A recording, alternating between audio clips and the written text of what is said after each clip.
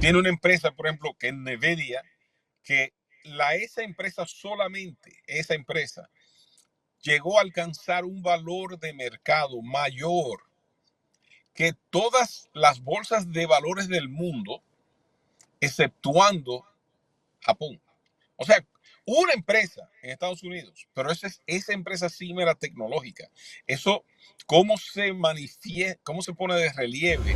No podemos creer que hoy, en el 2025, esas factorías, por ejemplo, que estaban en Soho, deben volver a Soho, Miguel. ¿A que Ujú. quién va a trabajar piecework? ¿Quién va a trabajar por 30 centavos la pieza en aquel entonces? ¿O quién? O sea, la estructura física ya no está en ese lugar. Ujú. Nosotros, Miguel, ahora mismo estamos pagando casi $1 trillón en intereses solamente. O sea, te hablé de Ronald Reagan, deuda de los 100 años. Es que lo que pagamos hoy de intereses era casi un cuarto de toda la deuda de la historia de los Estados Unidos.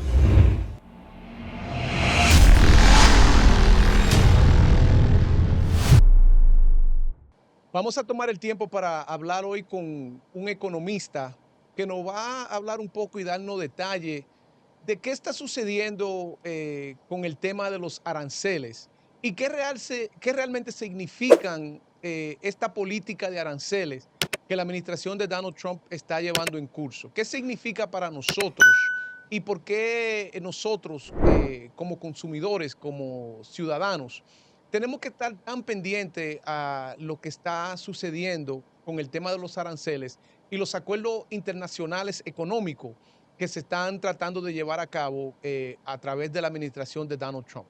Sé que ha sido unos días y semanas en la cual estamos viendo muchos cambios de la política de Donald Trump, si implementan los aranceles, si cancelan los aranceles. La última noticia que tenemos es que los aranceles están suspendidos por los próximos 90 días hasta que puedan negociar términos con esos países que van a ser afectados. Dentro de los países que también que están siendo afectados, estamos viendo cómo también países del Caribe, que esto no es una situación nada más de Asia, Canadá y México, sino que todos los países que tienen intercambios y acuerdos comerciales con Estados Unidos van a ser afectados con el tema de los aranceles. Le damos la bienvenida a Iván Jiménez, que es un economista aquí en Estados Unidos, para que nos hable del tema de los aranceles y realmente cómo ese tema impacta directamente al bolsillo de las familias estadounidenses. Iván, bienvenido. Saludos, Miguel, saludos. Bueno, bien es sabido que se ha hablado mucho de los aranceles en los últimos días, las últimas semanas, los últimos meses. Pero vamos a entender por qué llegamos a donde estamos y qué nos trae aquí. Eh, Después de la Segunda Guerra Mundial, se estableció prácticamente un orden nuevo mundial económico. Antes de ello, monedas como la libra esterlina, el marco alemán, eran los marcadores de valor primarios, por decirlo así, en el mundo. Termina la Segunda Guerra Mundial y los Estados Unidos jugó un papel trascendental y una de las cosas que hizo fue establecer una estructura financiera para el mundo. Ahí se estableció, después de ese hecho, las Naciones Unidas, se estableció el Fondo Monetario Internacional, la banca internacional como la conocemos hoy y sobre todo el predominio del dólar como la moneda principal del mundo. Entonces, ¿qué pasa? ¿Dónde estamos hoy día? Donde estamos hoy día es que tenemos en ese transcurso prácticamente 80 años y a partir del 1971 hubo otro marcador que fue la eliminación del marcar el dólar contra oro. O sea, antes del 71 el dólar era una moneda que estaba avalado por dólares. Post 71 el dólar tenía su valor en base a la credibilidad de los Estados Unidos. Te doy ese trasfondo para entender que también en los años 70, ese evento que acabo de mencionar, dislocar al dólar del oro causó un revuelto económico, se movieron las tierras, por decir. Y eso, pues, una de las cosas que disparó, entre otras cosas, fue una época muy inflacionaria. Ahí comenzó, diríamos, a Estados Unidos a tener una apertura con China en los años 70. Y a la vez, por toda esa disrupción inflacionaria, las empresas comenzaron a buscar soluciones a su mano de obra. Yo no sé si recuerdas, Miguel, que cuando tú eras niño en la ciudad de Nueva York habían factorías por doquier. Lo que hoy es Soho era todo eso era una zona de fábricas. Ahí había Correcto. factorías de todo. Y poco a poco, todas esas factorías vieron un éxodo. Entonces, si tienes suficiente tiempo viviendo en la ciudad de Nueva York, te acuerdas que en el puente George Washington las personas esperaban en automóviles o guaguitas voladoras para llevarlos a las factorías de New Jersey. O sea, Sí. el área de entre Nueva York y New Jersey era copiosa en empleos de fábricas, que poco a poco esas factorías fueron cerrando. ¿Okay?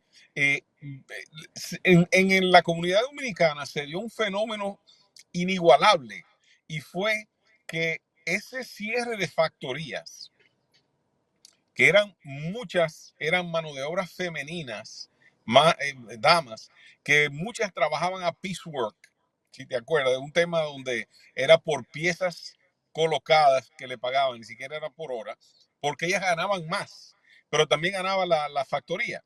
Entonces, hubo un momento que eso desapareció, pero se creó otro negocio en la comunidad dominicana que fueron los salones de belleza. O Ujú. sea, esa mano de obra que se desplazó, esas mujeres no se dejaron morir, buscaron una solución y fue que tenían habilidades ya con las manos, habilidades artesanales y crearon un ecosistema económico, pero vivían en una ciudad vibrante como Nueva York. Entonces podían reinventarse. Ese fenómeno de reinventarse no necesariamente se dio en todo el país.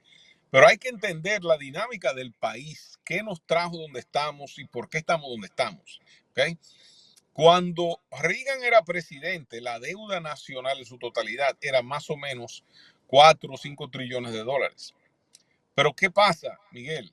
Que durante su mandato se duplicó la deuda y la deuda en aquel entonces era la suma de todas las deudas nacionales en la historia de los Estados Unidos hasta su presidencia. Entonces, te dejo ese trasfondo para entender dónde estamos hoy, por qué la importancia de lo que mencioné del dólar, por qué la importancia de esas fábricas y ese éxodo, y dónde estamos como país. El país de los Estados Unidos tiene un dinamismo increíble. Pero ¿qué pasa? Si tú tomas dónde está la población nacional, es una cosa que es casi inexplicable que un país con la capacidad económica de Estados Unidos tenga el 60% de su población con una tasa de lectura de un sexto grado.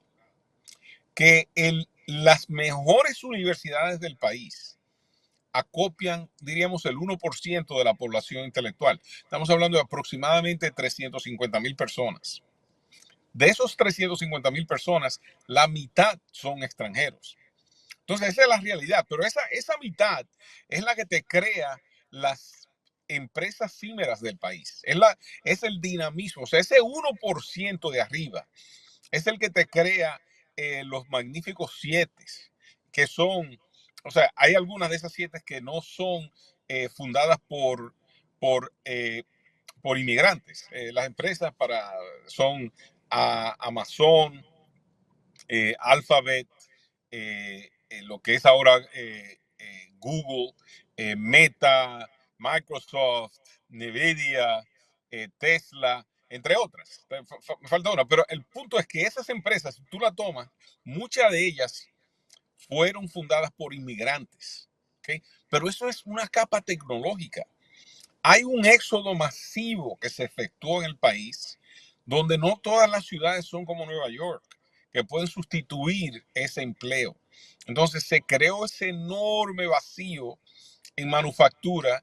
Y si te diste cuenta, en Nueva York pasó gota a gota. ¿Okay? Pero hay pueblecitos de esos en el país donde esa fábrica era lo único que había.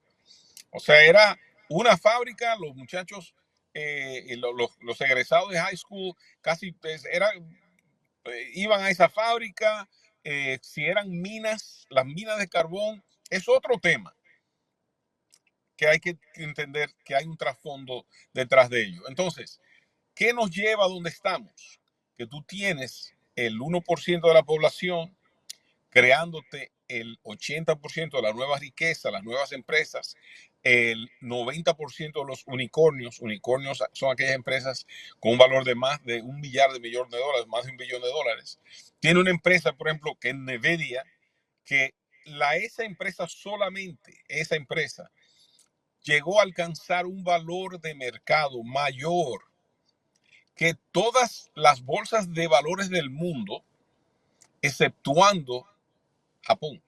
O sea, una empresa en Estados Unidos, pero esa empresa cimera tecnológica. Eso, ¿cómo se manifiesta, cómo se pone de relieve en el tema de manufactura en el país? Porque lo que pasó fue que después de la Segunda Guerra Mundial se instituyó otro mecanismo mundial de producción a raíz de esos galopes inflacionarios que vimos en Estados Unidos. Muchas empresas de manufactura comenzaron a buscar soluciones de sus ingresos a manufactura en el mundo entero. Y se implementó debido a la tecnología lo que le llamaban just in time, eh, o sea, justo a tiempo, eh, eh, en cuanto a almacenamiento. Entonces, ¿qué pasa? Que tú ibas a producir algo aquí en Estados Unidos, prácticamente el motor lo conseguías de un país, las tuercas de otro país, la armadura de otro país, y sencillamente lo armaba. Pero se dieron cuenta que tal vez era más barato ir haciendo todo esto fuera de Estados Unidos. A esto tú le sumas que por décadas, Miguel, por décadas, las personas en Estados Unidos vieron erodir sus ingresos. Y para contrarrestar eso, lo que venía era muchos productos baratos, porque la economía de Estados Unidos fue basada en una economía de consumismo post los años 60. O sea, no era una economía con una mentalidad de manufactura, sino una economía de consumo. Y si miras la economía americana hoy, el 70 y más por ciento de ella depende del consumidor americano. Entonces, Bueno, ¿cuál es el y trasfondo? ese es el poder, ¿no, Tienes, Iván, de la economía de Estados Unidos, el poder del consumo? ese es el poder del consumo, pero ¿qué pasa, Miguel? Todo esto que yo te estaba hablando, nosotros como nación teníamos un bate grande que era el dólar. Y era el único bate en el juego, era el único. Hoy día, el dólar, nosotros como país estamos el mayor peligro de todo lo que yo te he mencionado es que se devalúe el poder adquisitivo del dólar, Miguel. Mm. De eso es lo que no se está hablando. ¿Por qué? Porque nosotros tenemos un problema de deuda enorme, de darle servicio a esa deuda. Y teníamos un gasto público galopante. Y teníamos armado, el país tenía un esquema donde ha tenido guerras de décadas que son altamente corrosivas al desarrollo económico del país. Entonces, ¿qué pasa? No estoy pasándole juicio a que si era correcto o no era correcto, a que si era bien o no. No, no, no, es la parte sencillamente numérica económica. ¿De dónde estamos y por qué estamos aquí y por qué estamos hoy hablando de aranceles? Entonces, ¿qué pasa?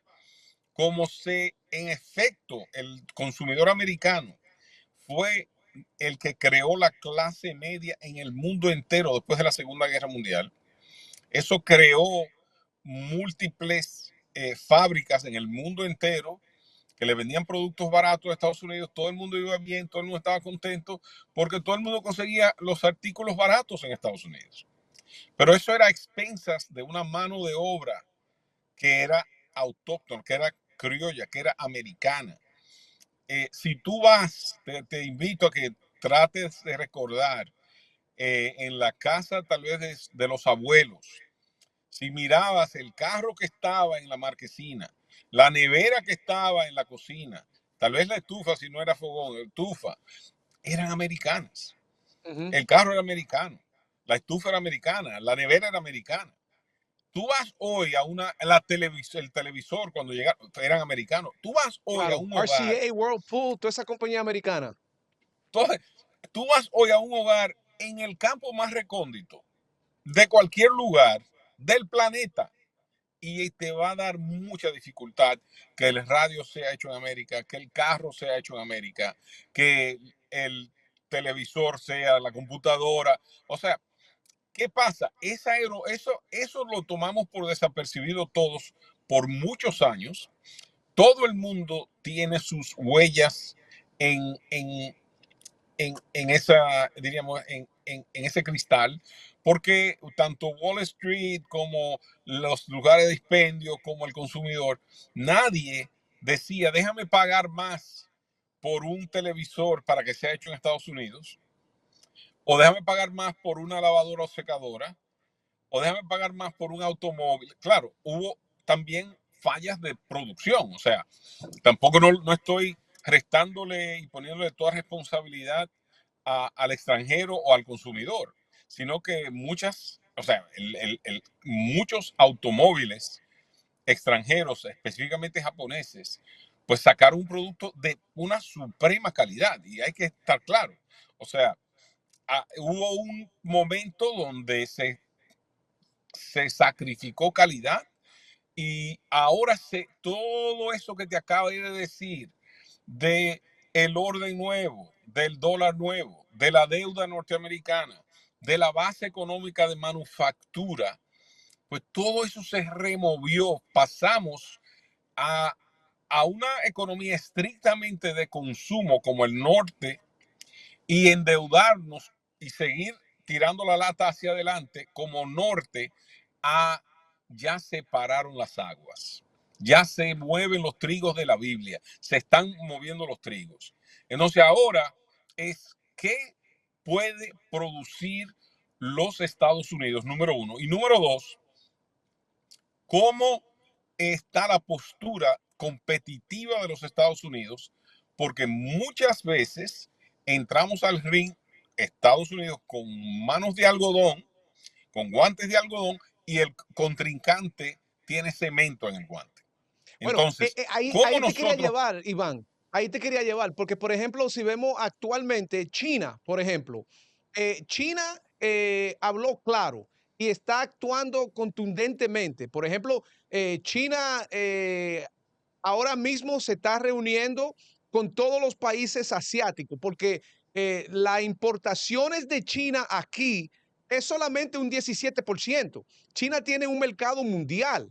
No es que si Estados Unidos deja de consumir los productos chinos, China se va a ver en una situación muy difícil. Va a estar difícil, pero solamente estamos hablando que son el 17% de las exportaciones de China vienen aquí a Estados Unidos. Y actualmente China se está reuniendo con los países asiáticos para fortalecer su posición y extender lo que es el comercio libre en esas áreas para competir con los Estados Unidos. Entonces, ¿estamos nosotros realmente, Estados Unidos, preparados para echar ese pleito con China?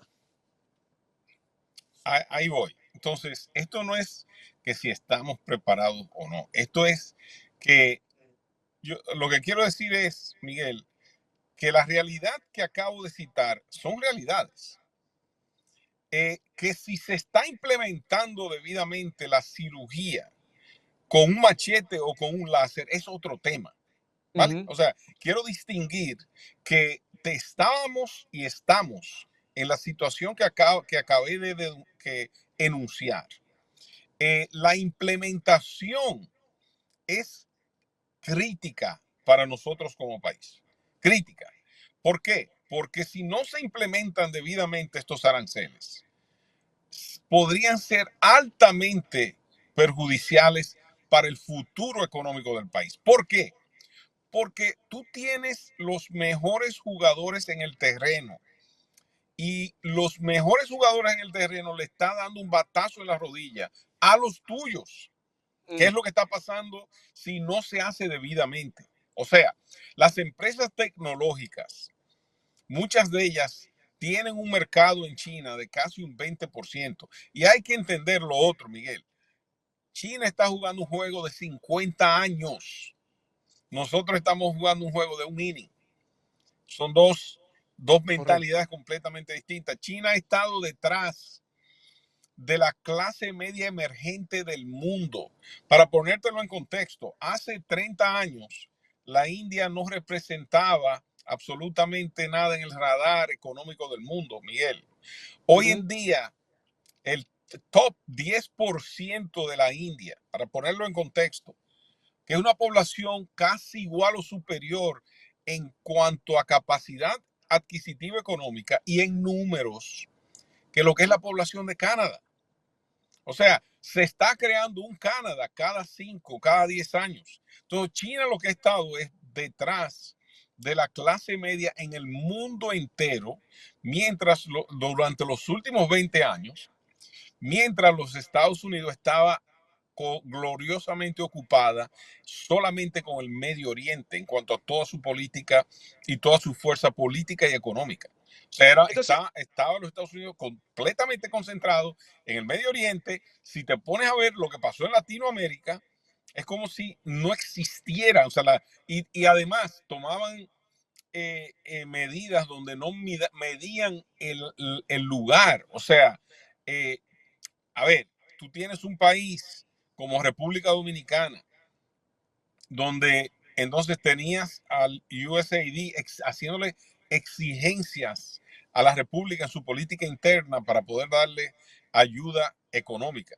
Esas ujú, eran las realidades. Entonces, donde estamos hoy en una situación donde estos aranceles, te voy a decir lo que buscan los aranceles, no necesariamente lo que va a ocurrir. Lo que buscan es que un productor, porque tú hablabas del 17%, las exportaciones hacia Estados Unidos. Mira, esa estadística es bonita, pero no refleja la realidad. ¿Y por qué no refleja la realidad?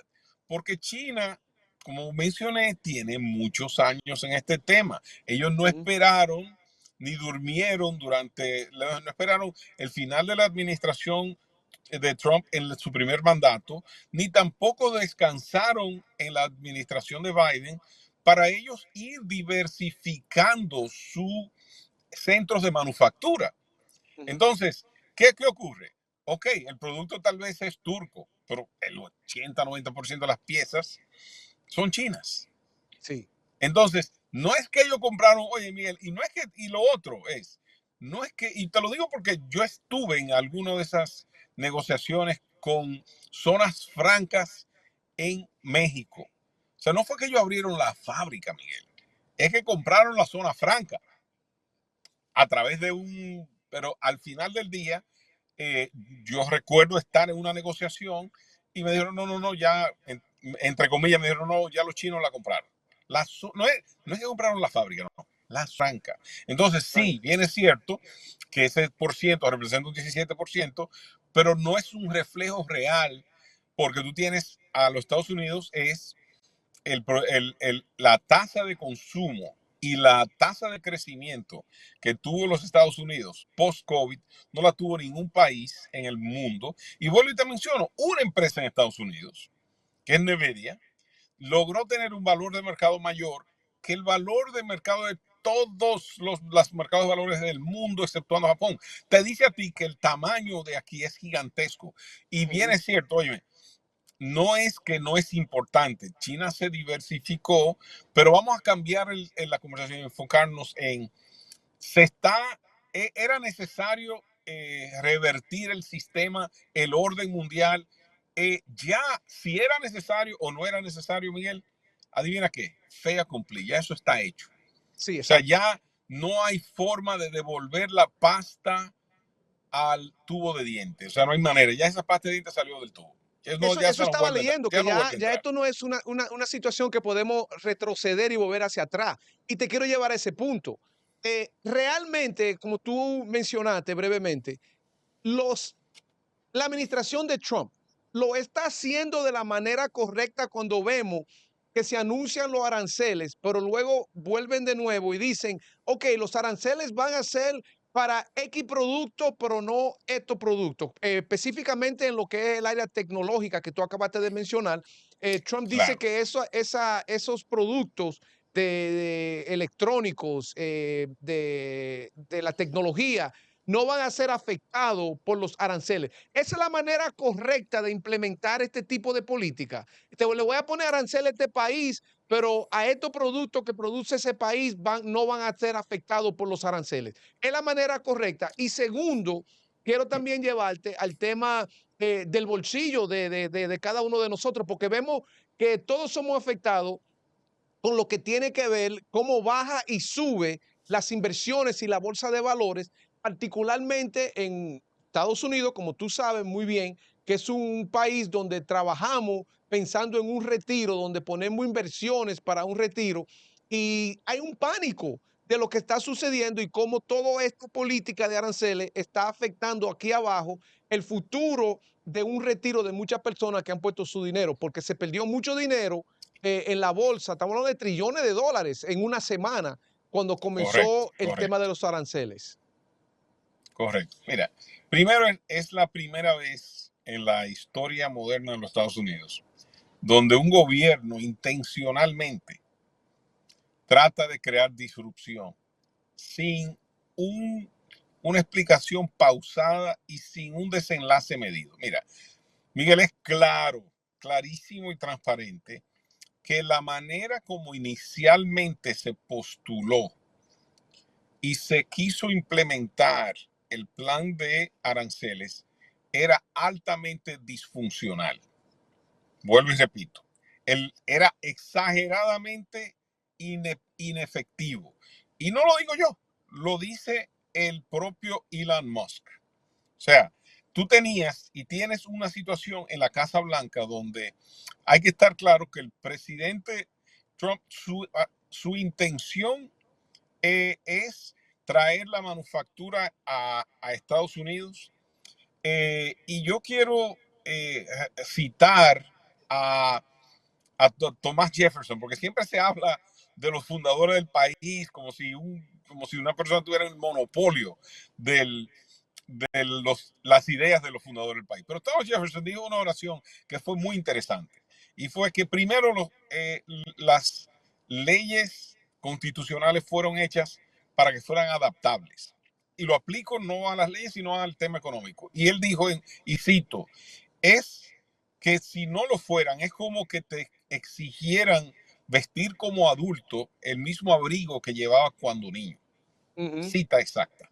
Entonces, no podemos creer que hoy, en el 2025, esas factorías, por ejemplo, que estaban en Soho, deben volver a Soho, Miguel. A uh que -huh. quién va a trabajar piecework, quién va a trabajar por 30 centavos la pieza en aquel entonces, o quién, o sea, la estructura física ya no está en ese lugar. Eh, no existe la mano de obra calificada. Entonces, si tú trataras de encontrar 30,000 costureras en la ciudad de Nueva York, te va a dar trabajo. Sí. Entonces, no es algo que puedes hacer en un día. Te tomará 2, 3, 4 años. Pero ¿qué compensación tiene que tener esa persona? Entonces, es ahí donde debe estar el esfuerzo, o debe estar el esfuerzo hacia los terrenos donde podemos competir. Y te voy a hablar, te voy a dar un ejemplo. O sea, las líneas ¿qué debe estar los Unidos enfocado? Debe estar enfocado en hacer, por ejemplo, un avión y seguir que los aviones de Boeing sean los mejores del mundo, porque un avión, Miguel, hay más, en los próximos 10 años, hay que reponer más de 40,000 aviones. Entonces, el énfasis debe ser, y para que esto funcione, debe ser que lo que se debió haber hecho fue escoger los líderes en manufactura.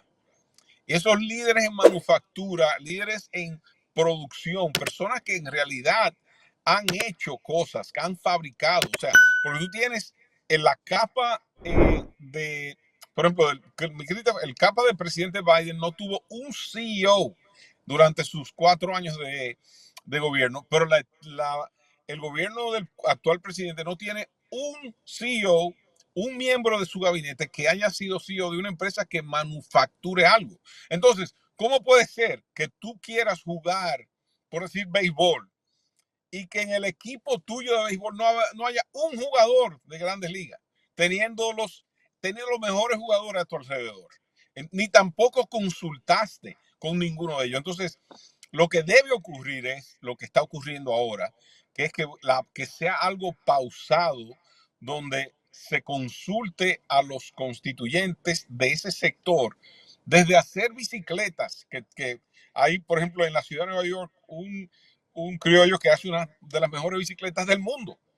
Desde hacer bicicletas hasta hacer cohetes, hasta hacer aviones, pero creo que volver a la era medieval de hacer productos que eran con herramientas de tuercas, hoy día esos empleos no vuelven, Miguel. Esos empleos como le digo yo, de aprieta tuercas, lo va a hacer un robot.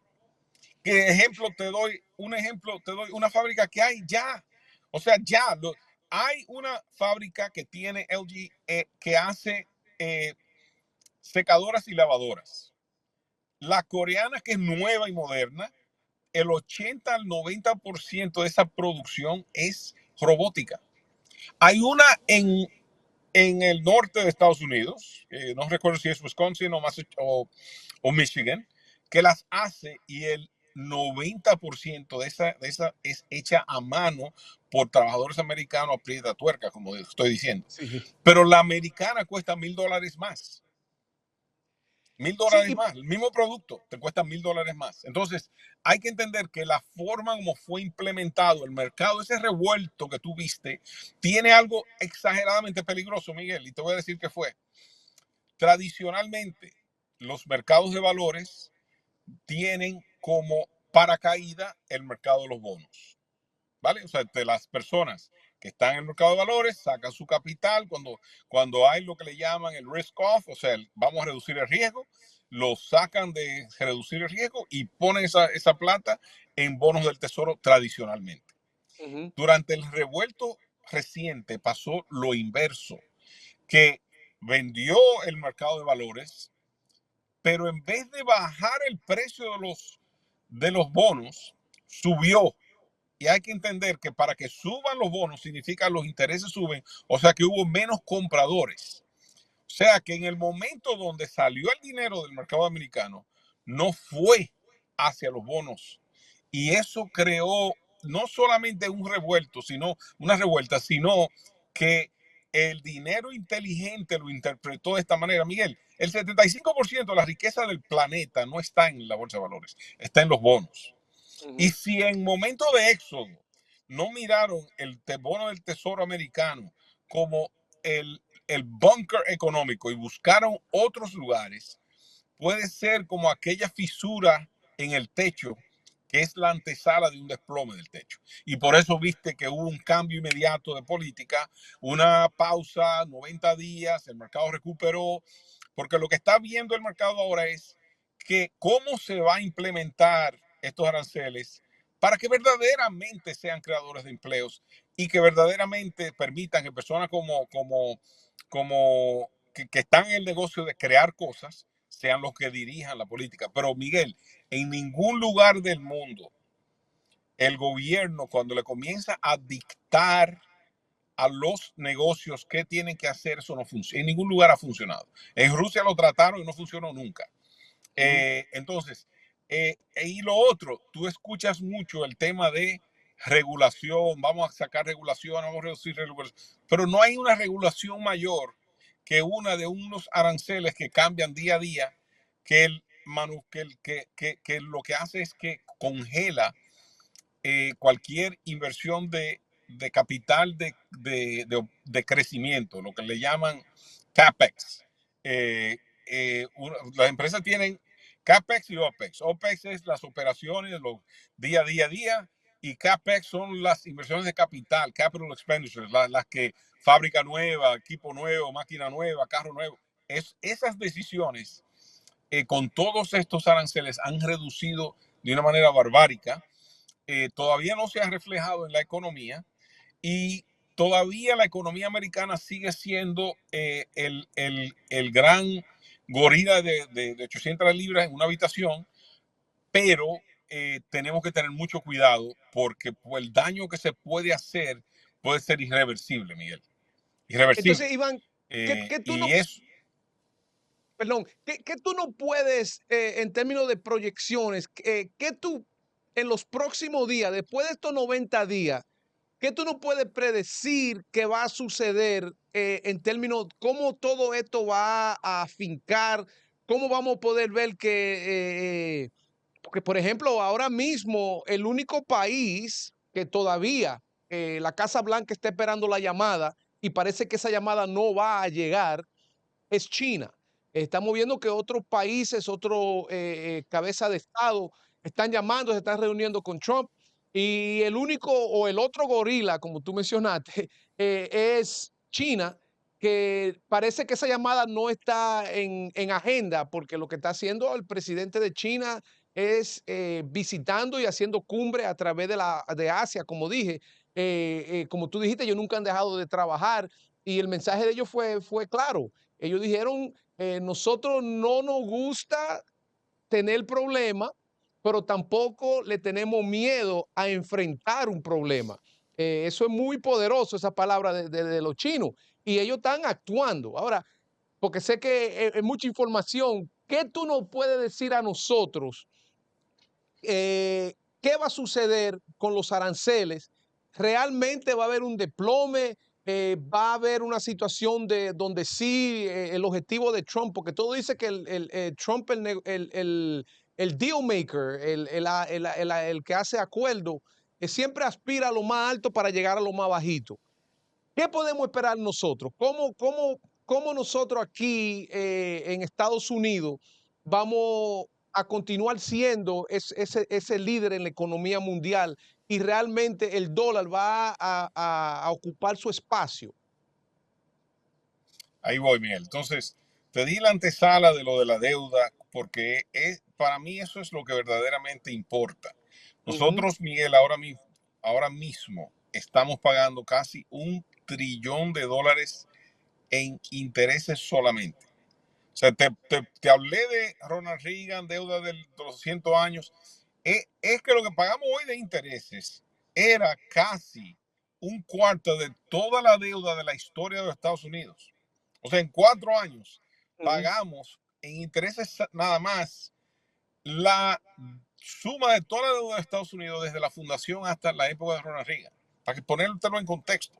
Entonces, ¿por qué esto es importante lo que estoy mencionando? Porque no podemos cometer un error, o sea, no podemos, sea de no hacer nada o sea de estos aranceles que no hasta la semana pasada no habían sido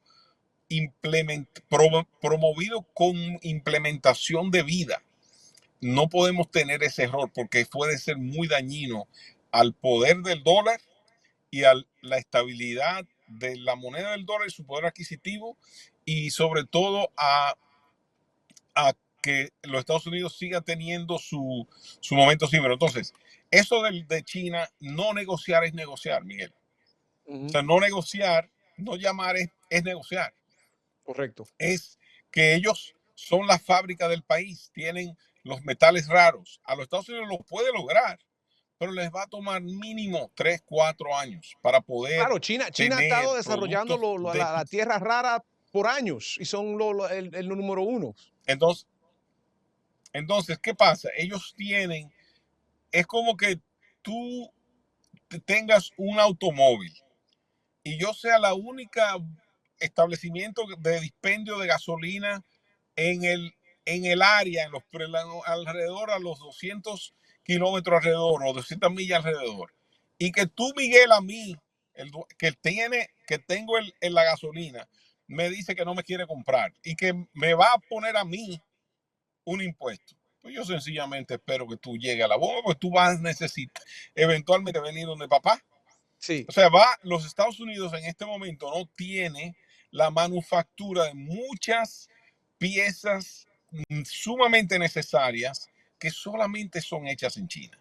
Hoy día, tal vez eso cambiará, pero hoy día esa es la realidad. Entonces, hoy día, no negociar es negociar. Entonces, vuelvo y digo, ellos están jugando un juego de 50 años y nosotros unos de un inning.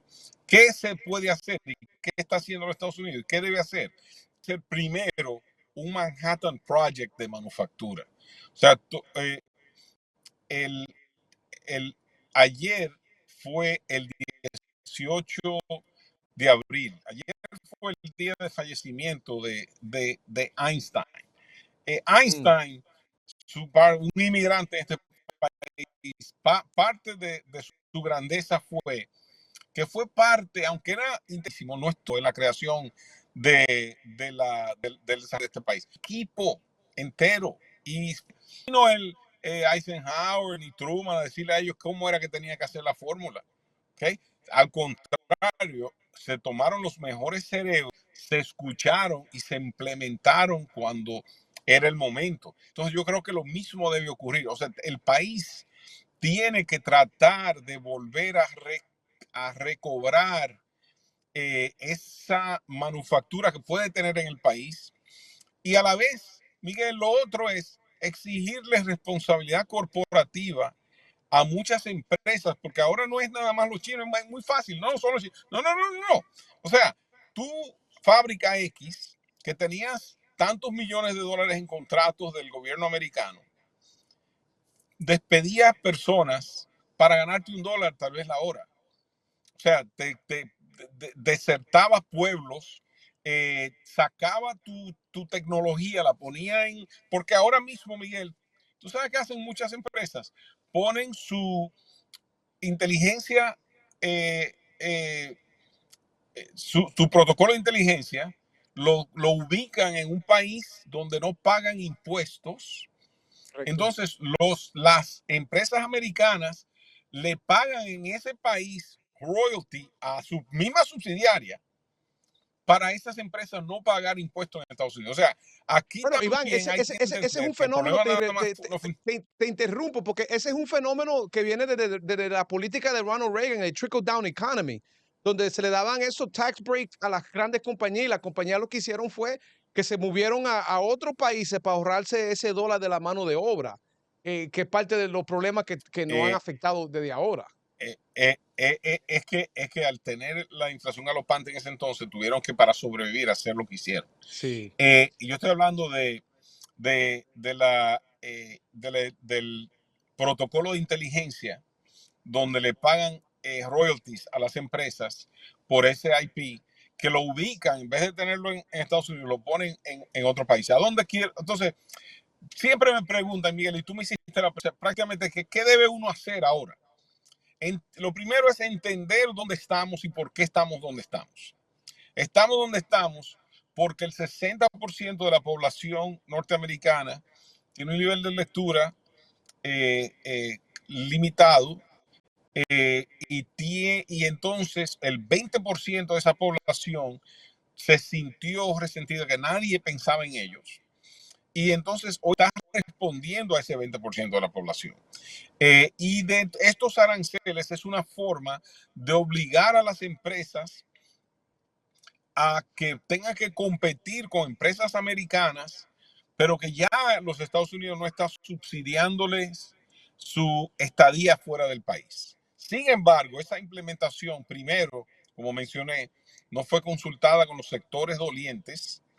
Y segundo, como se implementó inicialmente, ese miedo fue muy mal. Entonces, la forma correcta es que sea paulatina, que haya reciprocidad, que se tome en cuenta lo que se puede hacer y lo que no se puede hacer, y el consumidor que tal vez no está oyendo, sus oyentes entiendan de que hay un orden nuevo económico. Ya el orden que había terminó, ya estamos en uno nuevo. Estamos en otro esquema donde se está atendiendo el gasto público. Ya este tema de que tú ibas a poder tener subsidio de todos los gastos del hogar, desde la comida hasta el techo, adivina qué, eso es insostenible. sí. Entonces, los Estados Unidos, como tiene tanta deuda, va a ir haciendo recortes que hace 5 años eran impensables.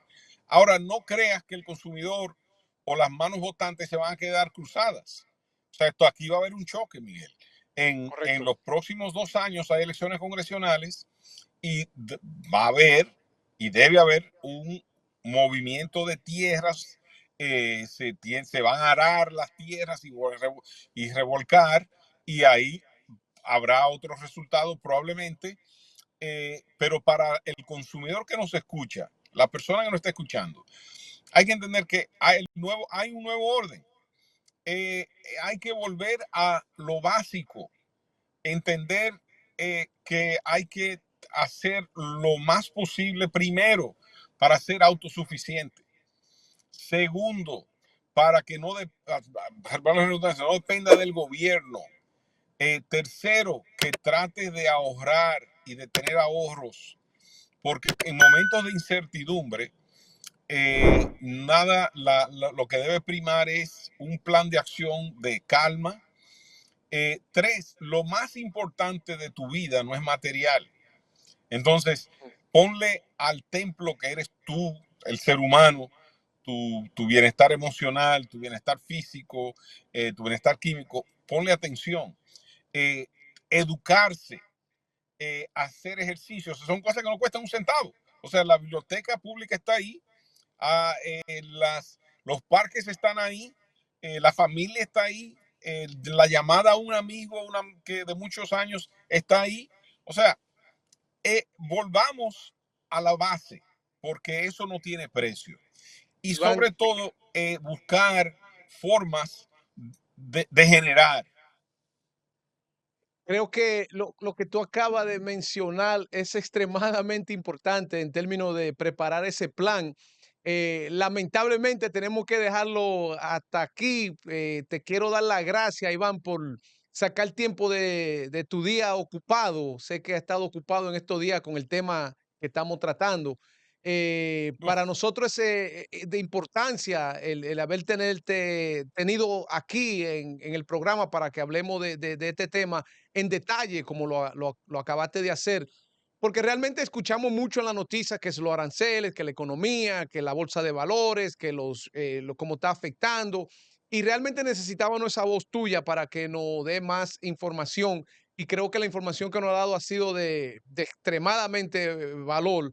Y te quiero dar las gracias por estar con nosotros aquí, por detallarnos a nosotros no solamente lo que está sucediendo, dónde estamos, hacia dónde vamos, pero también darnos ese plan, como tú acabas de decir, el plan de prepararnos para cualquier circunstancia o situaciones que se den.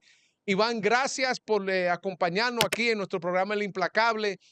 A nuestros amigos les queremos pedir que nos sigan en las redes, ya sea en Facebook, Instagram, YouTube o TikTok, que compartan el contenido, que lo compartan con tus amigos, sus familiares, para que así estén informados de estos temas tan importantes para cada uno de nosotros. Iván, gracias. Serás hasta la próxima aquí en nuestro programa El Implacable.